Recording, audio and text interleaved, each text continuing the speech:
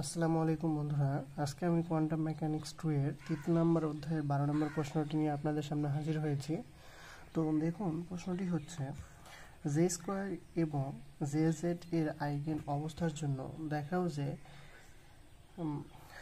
Bra J M J square আবার হচ্ছে J M ket equal to J M bra J square Y Jm is equal to a square divided by 2 j comma j into j plus 1 minus m এর উপর square. তো চলুন আমরা এই প্রশ্নটি আজকে সমাধান করি। আমরা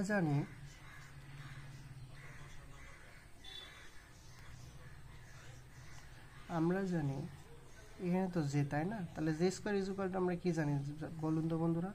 j square is equal two জানি j x এর উপর স্কোয়ার, j y এর উপর স্কোয়ার, জে জেড এর উপর স্কোয়ার, এগুলোর উপরে ক্যাপ থাকবে, এটা আমরা জানি। আবার ধরি আমাদের হিসাবের সুবিধার জন্য আমরা ধরলাম যে X is equal to J Y. তাহলে অতএব এটা আমরা 1 নম্বর ইকুয়েশন দিলাম। তাহলে অতএব 1 নম্বর সমীকরণ হতে পাই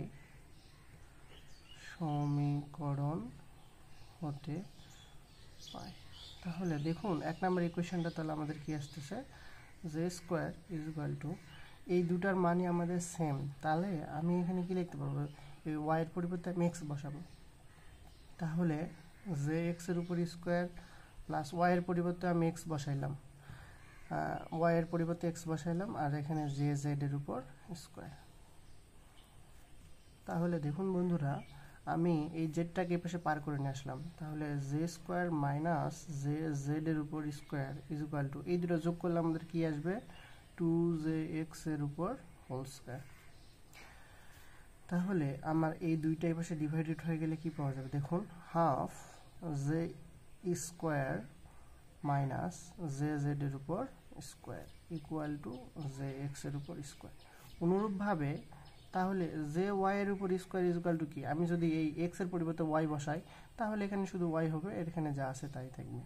তাহলে half J square minus J Z এর উপর স্কোয়ার। আশা করা যায় আপনারা এইটুকু বুঝতে পেরেছেন। তাহলে অতএব আমি এখানে লিখতে পারবো কি, J square is equal to আমরা লিখতে পারবো half J square minus J Z এর উপর স্কোয়ার। তো এটা দিলাম আমরা, এখানে দিলাম 2 নম্বর ইকুয়েশন, এটা দিলাম আমরা 3 নম্বর ইকুয়েশন। তো দেখুন আমাদের প্রমাণটা কি করতে বলছিল, আমাদের ধরে নিছি কি, দেখুন তো বন্ধুরা, J X equal to J Y. তাহলে আমরা অতএব J X equal to J Y, আমি যদি এর উপর দুইটার উপর স্কোয়ার দিই এবং এখন সামনে পিছনে ব্রা এবং কেট লাগাই তাহলে কি হবে দেখুন। তাহলে যেহেতু জে এম আমাদের নিয়ে আসতে হবে, তাহলে J M bra J square square তারপরে এখানে কেট লাগাইতে হবে, তাহলে জে এম কেট, এখানেও একই কাজ করব, সামনে পিছনে আমি ব্রা এবং কেট লাগাবো। তাহলে জে এম জে ওয়াই এর উপর square J comma M Kate. আশা করা যায় আপনারা এইটুকু বুঝতে পেরেছেন। তো দেখুন আমি এখন কি করব, মান বসাই দিব। তাহলে এইটুকুর মান কত, দেখুন তো বন্ধুরা, এইটুকুর মান কত আমাদের, আমরা এখানে এখন সুন্দর করে মান বসাই দিব। আমি যে কোনো একটা পক্ষ নিয়ে করব, তাহলে অতএব বা এটা রেখে দিলাম। এখন কি, এটা আমি সামনে যা আছে তাই রেখে দিলাম, আমি এই পক্ষটা নিয়ে কাজ করব, এই পক্ষটাকে হিসাব করব, আমি এটা রেখে দিব। যেহেতু আমাদের এটার মানই আমাদের বের করতে হবে, দেখুন জে স্কোয়ার এর ইকুয়াল টু আমাদের এই মানটা বের করতে হবে। তো আমি সর্বপ্রথম আমাদেরকে জে এক্স এর উপর স্কোয়ার, এখানে হবে আমাদের কত, জে এক্স এর উপর স্কোয়ার, তাহলে জে স্কোয়ার জে এক্স এর উপর স্কোয়ার অথবা জে ওয়াই এর উপর স্কোয়ার, যে কোনো একটা বের করলেই আমাদের হবে, ইকুয়ালটা আমাদের টানে আসতে হবে। তো আমি চাচ্ছি আমি জে এক্স এর এই মানটাই বের করব, তাহলে আমি এটা রেখে দিলাম, তাহলে এটা নিয়ে কাজ করব আমি এখন। তাহলে দেখুন বন্ধুরা, আমাদের এখানে কি করে লেখা যায়, যে এক্স ইজ ইকুয়াল টু আমাদের কি লেখা যাবে, যে ওয়াই ইজ ইকুয়াল টু আমাদের কি লেখা যাবে, দেখুন এটা লেখা যাবে। তাহলে মানটা বসাই দেই, তাহলে J comma M, J Y এর পরিবর্তে আমি লিখতে পারবো half J square minus J Z এর উপর স্কোয়ার, তারপরে থাকবে জে এম কেট। এখন আমি কি করব, আলাদা আলাদা করে দিব, মানে ভিতরে গুণ করে বন্ধনীটা উঠাই দিব, মাঝখানে মাইনাস নিব। তাহলে দেখুন বন্ধুরা, তাহলে এখানে জে কমা এম ব্রা, এখানে টান হাফ, এখানে আসলো কত জে স্কোয়ার, এখানেও আমাদের কত জে কমা এম কেট, এই সূত্রের মাইনাস, আবার এখানে আসবে J comma M bra half J Z এর উপর স্কোয়ার, আর কি থাকবে এখানে জে কমা এম কেট। এখন আমি দেখুন এখানেও হাফ এখানেও হাফ, তাহলে আমি হাফটা কমন নিলাম। যদি আমি হাফটা কমন নেই তাহলে আমি কি পাচ্ছি, দেখুন হাফ আমি কমন নিলাম, বের করে নিলাম, তাহলে এখানে থাকতেছে কি J comma M J square J comma M minus, এখানে কি থাকতেছে জে কমা এম, এখানে জে জেড এর উপর স্কোয়ার থাকতেছে আর জে এম। আশা করা যায় আপনারা বুঝতে পেরেছেন। তো আমরা জানি জে স্কোয়ার ইজুকাল টু কি, আমাদের অনেক বার করানো হয়েছে। তাহলে জে স্কোয়ার ইজুকাল টু কি লেখা যাবে, জে কমা জে প্লাস ওয়ান এই স্কোয়ারের উপর স্কোয়ার, এটা হচ্ছে জে স্কোয়ারের সূত্র। তাহলে আমরা এখন মানটা বসাই দিই।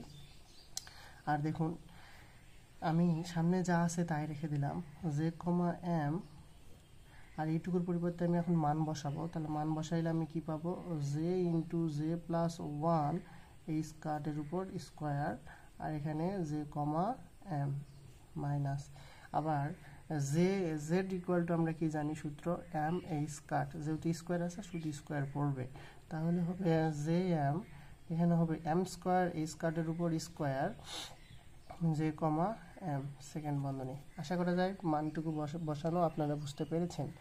তো চলুন এরপর আমরা সমাধান করি।